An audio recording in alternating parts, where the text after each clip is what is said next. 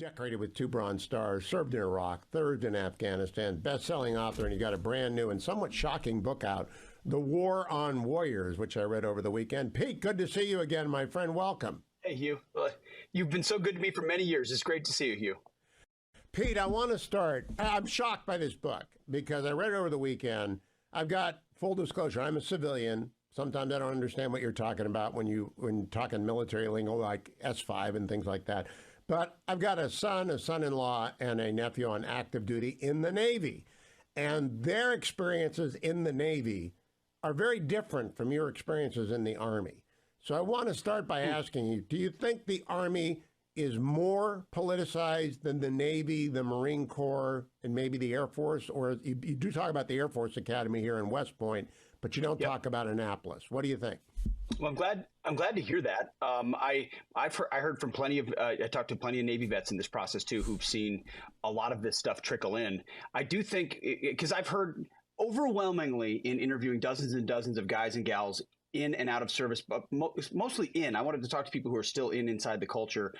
They said these woke CRT, DEI things, gender stuff has seeped into the ethos of their units. Now, there are some units and some commanders who do a very nice job of trying to keep that stuff on the periphery and not emphasizing it inside their unit and keeping focused on readiness. So I'm willing to acknowledge that there are pockets and places where this is better done. But that surprises me a little bit, Hugh, because my experience is the Navy and the Air Force are actually more invested oftentimes in some of the woke stuff than even the Army. But the Army's right there. The Army's right. The one service that has tried to carve itself out as best it can has been the Marine Corps. And the book does outline places where even the Marine Corps wasn't able to hold up. But ultimately, service-wise, the Army's right there with the Navy and others in having to adopt a lot of the stuff that Obama and Biden appointees have pushed down. Now, one of the questions I had that arose from this, and go get The War on Warriors if you're on active duty, if you're a civilian with a kid or a brother or a sister in the military, you want to read The War on Warriors. Pete, my son, is a junior officer, right? So he's getting out after 8 years, lieutenant commander select. So he's done well, but he's an intel officer. He went to fight the wars. He fought the wars are over. And he's getting out because he didn't want to do middle management in the military. A lot of people get out, and then maybe you want to go back like you did. I want you to tell the story about what happened when you tried to come back, because I'm frankly astonished that the Army wouldn't airlift you to the Pentagon to be a talking head for them. That was kind of the thinking, Hugh. When I got back in, I thought, hey, I'm in New York. I host a show at Fox. I'm very pro-military. I've served honorably before. Like, hey, I want to get back in and do more for the Army and my country. And so there was a unit in New York that I wanted to join that I'd been in before. I knew the commander. He wanted me to be in the unit. And ultimately, he said, you're in. If I put you in for a slot, you're in. Well, a couple of weeks later, I get a call and he said, you've been denied. And in the writing of the book, I realized it's the Cuomo administration and their adjutant general at the top basically said Pete Hegseth will not be in the New York National Guard. So I said, okay, well, I can't serve where I want to serve. So I guess I'll go down to Washington, D.C., where I knew someone there was a unit that would take me. So I had to commute to get down there. And this whole story's in the book, and I won't belabor it, Hugh, but after January 6th, it's shocking. It's shocking because after what happened on January 6th, all of the National Guard was mobilized to defend the inauguration of Joe Biden. Remember, there was this idea that it could happen again. Well, I was one of those members who had orders to go defend the inauguration.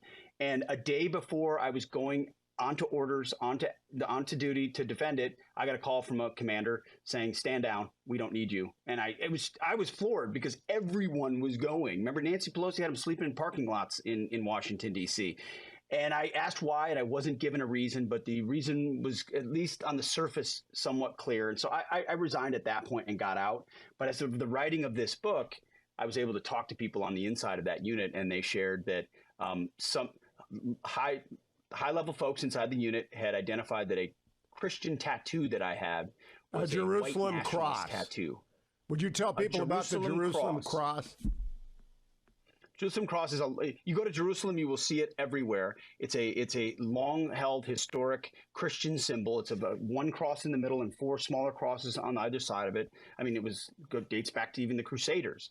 It's long been a Christian symbol, and so they used it as an excuse to frame me as an enemy of the state, effectively. And this was discussed internally, and they decided, okay, no, we're revoking his orders. Was it because I'm a Trump supporter? Was it because I work for Fox? Was it really because of the tattoo?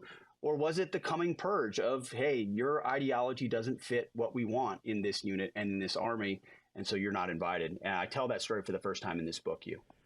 Now, it's a fascinating story, Pete. Now, my other son, not the Navy officer who's getting out, but the son who works on the Hill for Michael Waltz, because of that, I followed Congressman Waltz's hearings on West Point with General Millie, with a variety of different subjects having to do with politicization. But you put it all into this book, including Marxist adjacent military academies chapter, the support of DEI throughout. I love your chapter. Supporting DEI means soldiers DIE, which is pretty fascinating.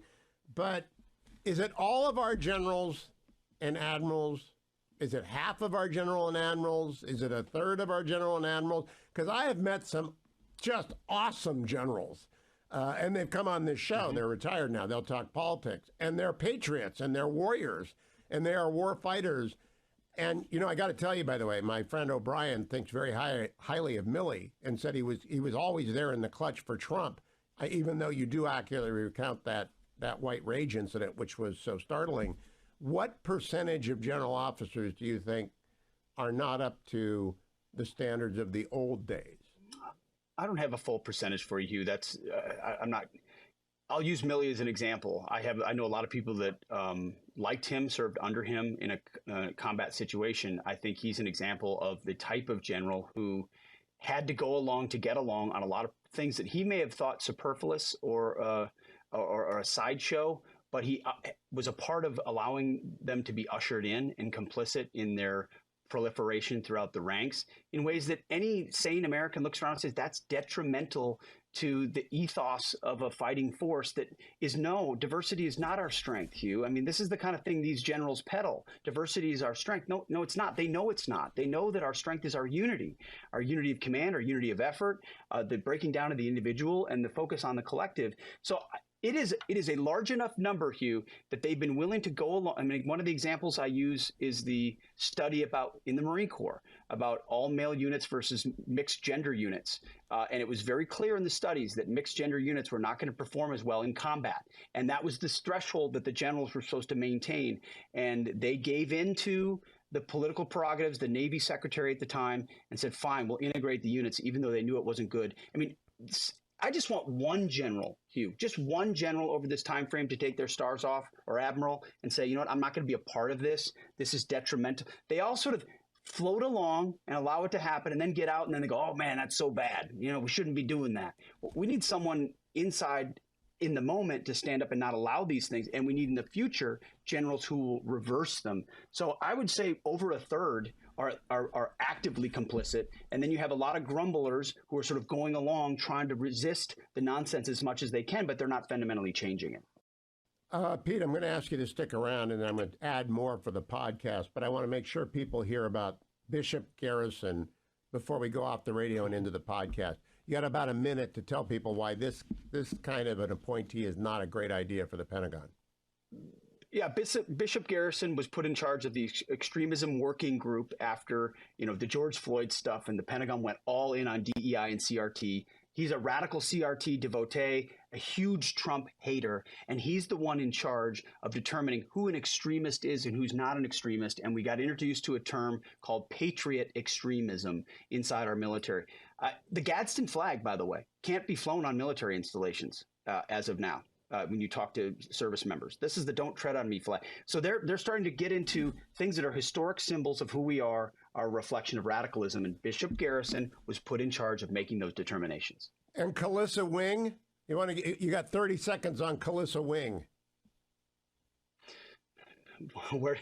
You can't do it in 30 seconds. I'll go with this. You have to read the book to get an understanding of the depth of this. Oh my God, the Pentagon is a nightmare. I really, my nephew is headed to the Pentagon on different sets of orders, and I shudder. I shudder on what's going on in the Pentagon. Pete, I wanted to ask you two more questions during this break for the podcast. The first is, you do deal with the recruitment crisis at length, and you note that today the military has gone back to putting young men doing difficult things in their advertising. I saw some of those ads. Yes. I'm greatly relieved. Do you think that the recruitment crisis will drive the Pentagon back to normalcy? Possibly. I actually think it'll be a new commander in chief that could drive it back to normalcy. Because you've already seen the military reduce its goals in order to make it look like they're meeting them. The Army did that as an example for fiscal year 2024 after dramatically not reaching their goal in 2023. But if you can't recruit enough people, pretty soon, just like if you're not selling enough Coca-Cola, pretty soon you better change the way you're advertising. I mean, Bud Light found that out. There aren't enough lesbians in San Francisco, Stu. Or Hugh, to man the 82nd Airborne. You're going to need to go to guys in Kentucky and Colorado and Ohio who love the country and they're patriotic. And pretty soon you're going to need ads that reflect that. So I do think the crisis will force them back in that direction. But the DEI CRT stuff, you mentioned Calissa Wing, I mean, it's embedded in the institution of the DOD. You can't just get rid of it unless the top says we're done with this. Now, Pete, I want to close on this. You've got 3 boys, maybe 4. Am I remembering right? 3 boys? And you put in the afternoon. 5. Gosh. No wonder you're in Tennessee. It could cost less to raise them down there. But you're hoping they serve. And, I'm very proud of my son-in-law, and nephew serving. I'm a civilian. I got out of college in 78, and no one was going in the military, and I certainly wouldn't have been much of a soldier. But I'm very proud of that. And I do believe James Webb wrote a book on where our soldiers, sailors, airmen, and Marine come from. They come from the same families, generation after generation. Yes. And you want your boys to serve. Do you think that ethic is going to erode in the face of this politicization of the top, that tradition? It already has, Hugh. It already has. I hear it time and time again. In fact, I waited to write that the last chapter of the book is a letter to my 5 sons about whether I want them to serve. And I waited until the research was over to make that determination because I was unclear on how I would answer that. You should be really proud that you have that kind of service in your family, and everybody should who does. And I ultimately concluded, you know what? If not my sons, then who's it going to be? Who's it going to be? Who's going to fill the ranks? And, this is not like education. This is not like tax rates. You can't move away from bad schools or move away from bad state income taxes. We've got one Navy, one Marine Corps, one Army, and either we keep it or we lose it. And so ultimately, I'm counting on a new commander in chief that will change that trajectory. I reserve the right to change my recommendation to those boys. But as of right now, yes, the brotherhood of service is an incredible way to serve your country and to learn more about yourself, and I hope they do it. So you check the book out, The War on Warriors. Ultimately, we're going to need more people serving. Pete Hegseth, thank you.